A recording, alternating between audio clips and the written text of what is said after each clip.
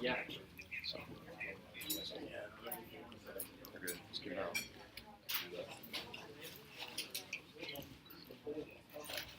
Brett. Hold on, stop. Got it.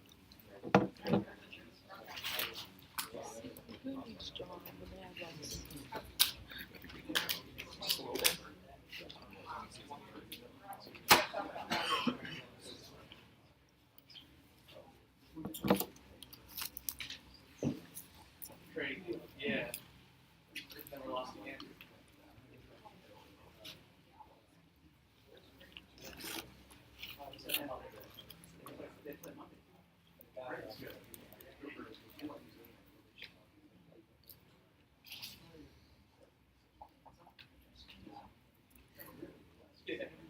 Yeah.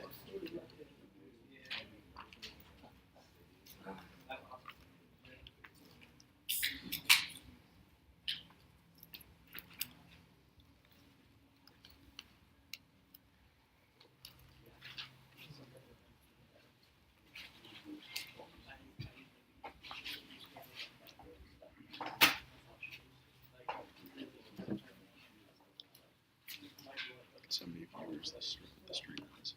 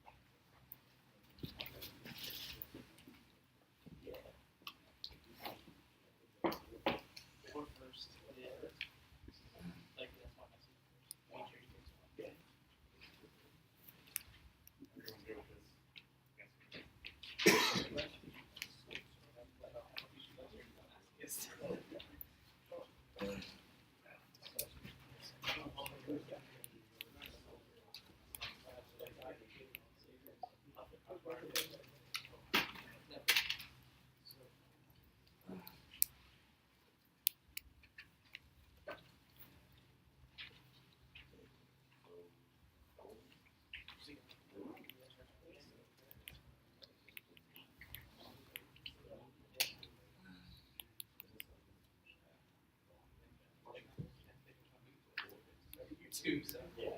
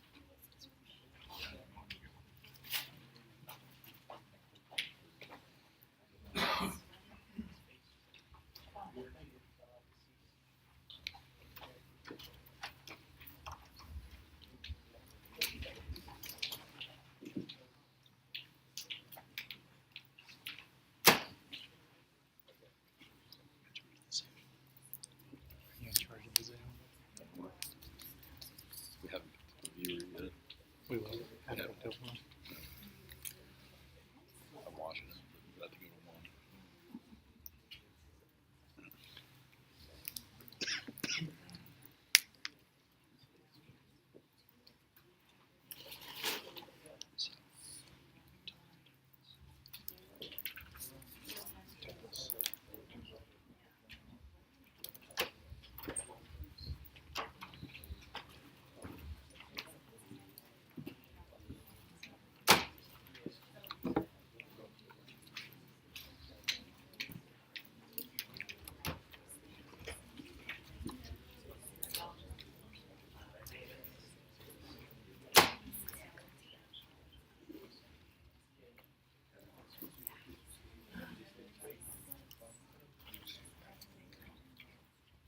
I need to go.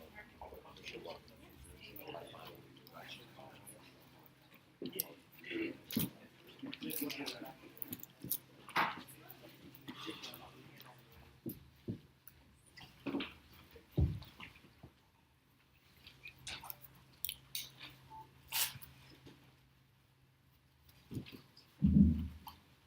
Cameras ready?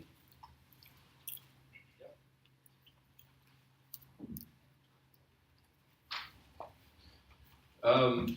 I just thought it was a great fight by the guys. I felt like we played a lot of that game at Wazoo's pace and their kind of temperament, but I thought the guys did a good job of just kind of creating enough momentum swings in our direction to where we kind of had favor in the way the game was going, and it was a little more up and down, which our guys I think do better at.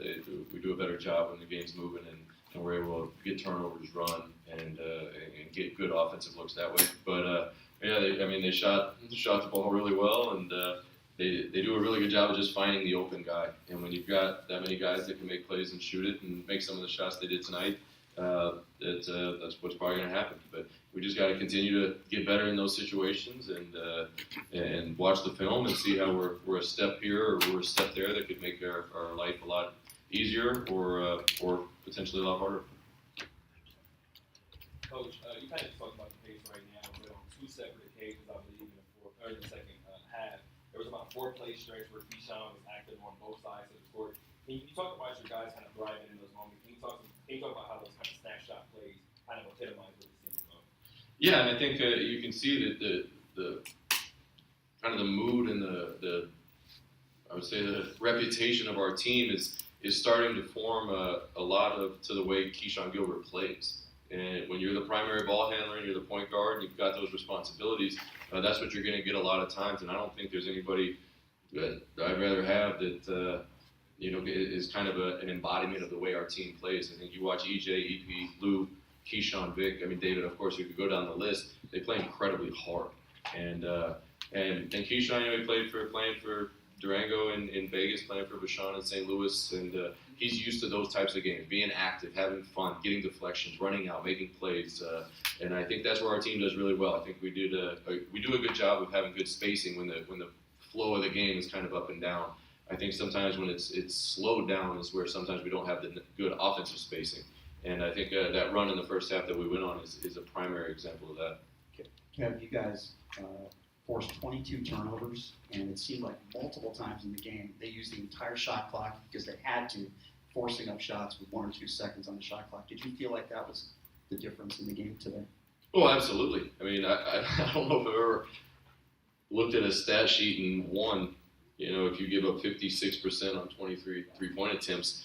But at the same time, 16 turnovers forced in the first half allowed us to, again, we had a lead at the half. So there's good and bad to it, of course. We're giving up some looks, but at the same time, the way we look at it is positive possessions. We've got to have far more positive possessions than we do not. And if we can get as many deflections as we got today and have been getting, and as many turnovers, of course, as we got today and have been getting, sometimes it's just going to go that way. But again, they did an unbelievable job finding the open guy. They really share it. They do a really good job of making that extra pass, which in the first half, I thought especially we were just letting them pass it too clean. There was the passes were on target, and that just makes our job really hard if we've got to chase around on clean passing around the perimeter. Kev, first off, is there any kind of update on Parquet and his knee? No, I just know that it bothered him pretty good. So I don't know anything other than kind of what we all know is that he just didn't play and it didn't feel great. And then secondly, 10 no start, first time, he's had a 10 no start since the 90-91 season when Tark was here. What's it kind of like? Same team basically.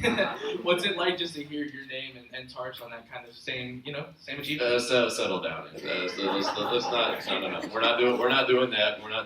No, the guys have done it. We've done a really good job of working. The guys have done a really good job of competing every day. And I think if you remember all the way back to March of the previous year, we talked about having a team that the city loves to root for, loves to support, that the alums love to support. I get texts and calls from Anderson Hunt every time the guys play. And every time the guys have won this year, because he just appreciates how hard they play. And that's what he says every single time he texts. And that's what we're going for, and I think this team's doing it. But we've got to understand now, like you said, it's starting to get a little bit of attention, and every game's going to be a bigger challenge. And hopefully we're excited and hungry for that opportunity and those eyeballs, and because it should still be fun. With the Parquet out, did you make any adjustments? If not, you stepped up into that role? Well, there's really no. He is unique.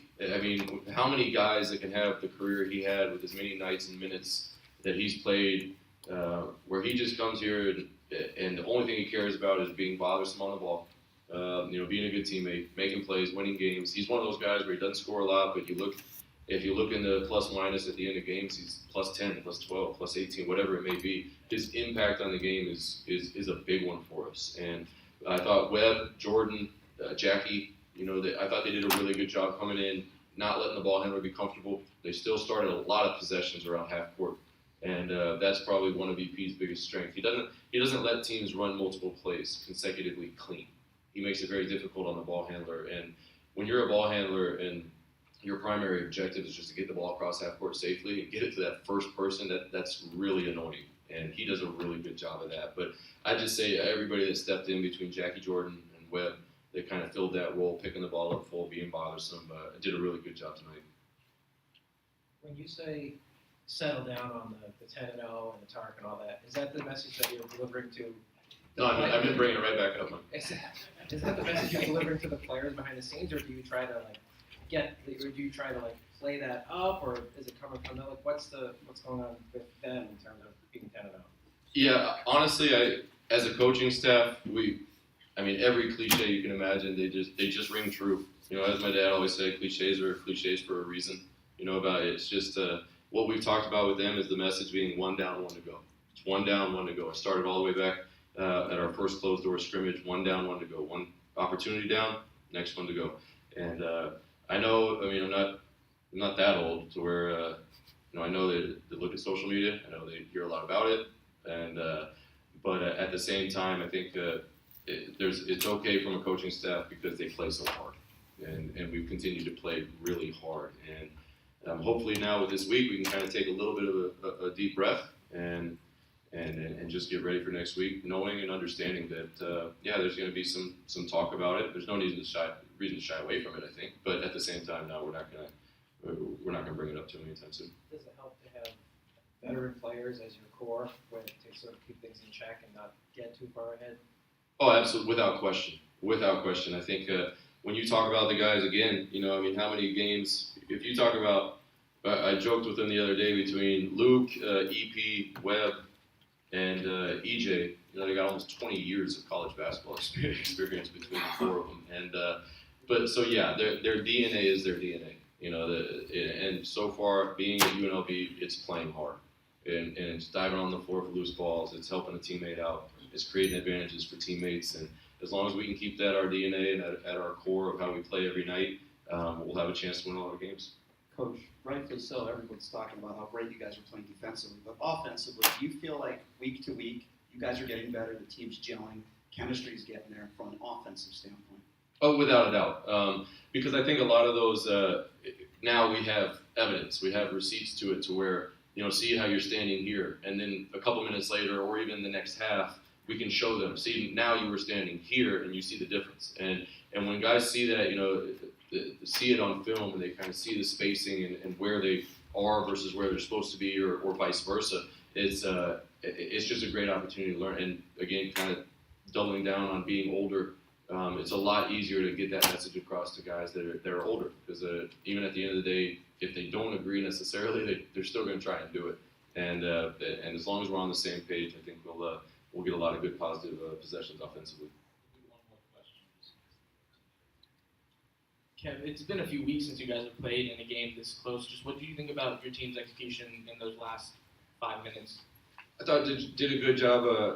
Again, the defensive side has been our staple and our pillar. So just getting good looks, getting the ball moving, getting the ball in the paint, so that we didn't have any surprise shots and we didn't turn it over. And I think being able to do that, it allowed our defense to get back and just have a little bit better of a chance to keep any quick buckets from happening, so that the game would have gotten tighter a little earlier. Yes. All right, thanks guys.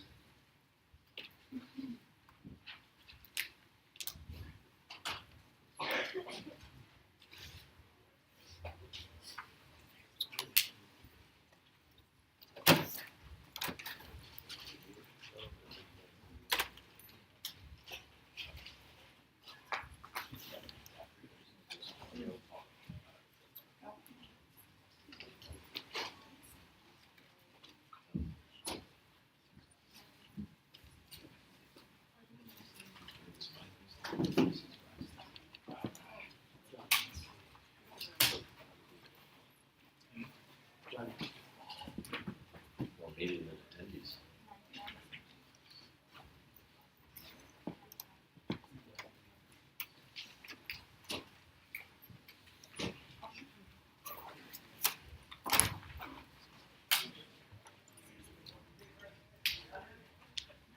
All right, we're joined by head coach Kyle Smith of Washington State, following today's game. We'll have to give a quick opening statement.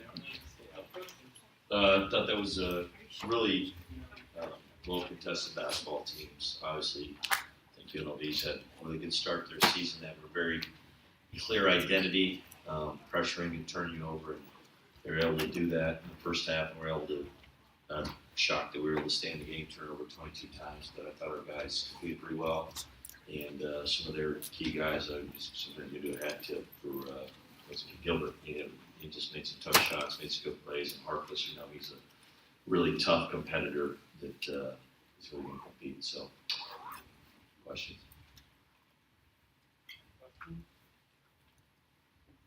What did you, Coach, obviously, you talked about it just right now with the defensive pressure that UNLV is able to apply. You kind of just talked about it right now. What was the conversations kind of in the huddle toward the end of the game, understanding that you guys probably hadn't played your best, but you guys still had a shot? We don't know who we are, what we are yet, but I was just proud of our guys that kept competing. They're a kind of team, and they'll break some teams where they can go on 10, 12 spurts off their pressure, off their turnovers, and you can hang your head and not compete. But I fully expected them, to cause some problems with us, but we put the ball in the basket pretty well. But they did a great job of really keeping us off the glass, which I thought we might have an advantage here, but they did a really good job there. how much did you know about Gilbert coming in, and what do you think of some of his finishes around the basket? I didn't know much more than what I saw in film, and that he was a big guard that really our staff kind of thought he reminded us of the kid, Alonzo Burge, who played at Arizona State with us. We have a little more talented at scoring. Somebody's kind of that slithery 6'3", 6'4" point guard, combo guard. He's really talented. He plays with such good pace because Bob was one of the probably better perimeter defenders in our league, and he didn't bother him at all.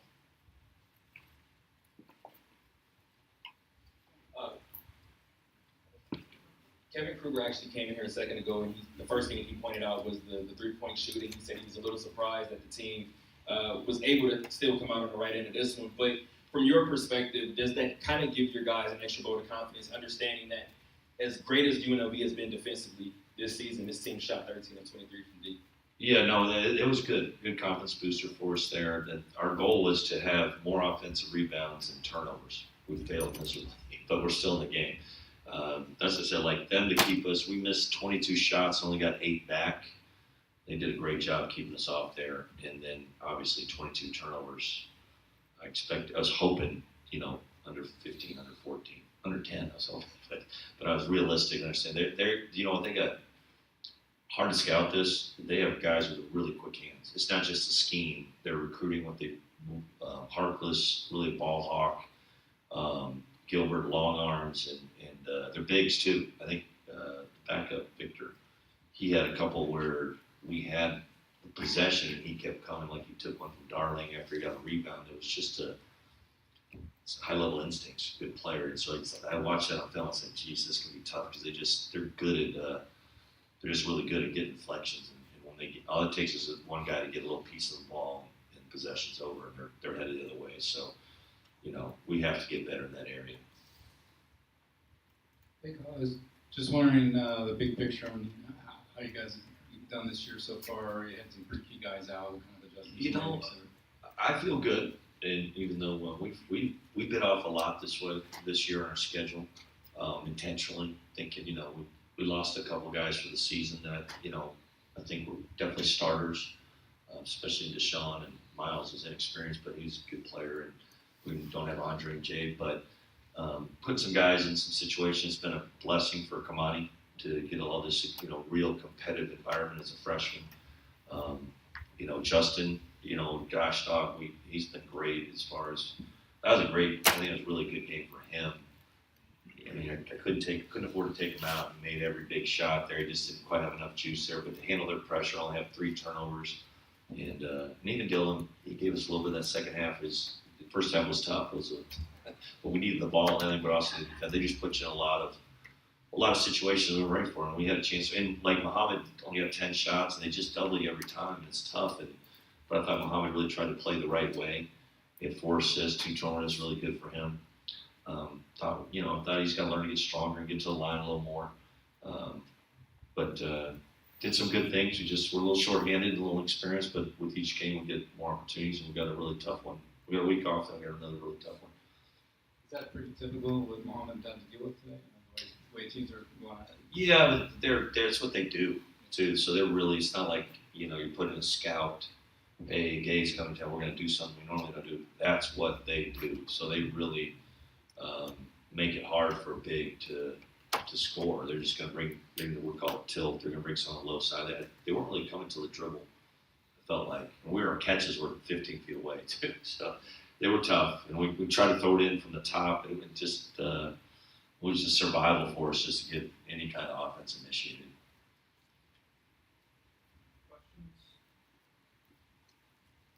Coach, last one from me. I also covered the G League Ignite in Las Vegas, and I was talking to F.A. Boogie earlier this week, and I said, there's no way you're going to miss this game on Saturday, right? And he said, absolutely not. I just kind of want to know, just from your perspective, how much of a bonus that is to have guys that are going on to the next level, but still feel that emotional tie to the program. It's everything.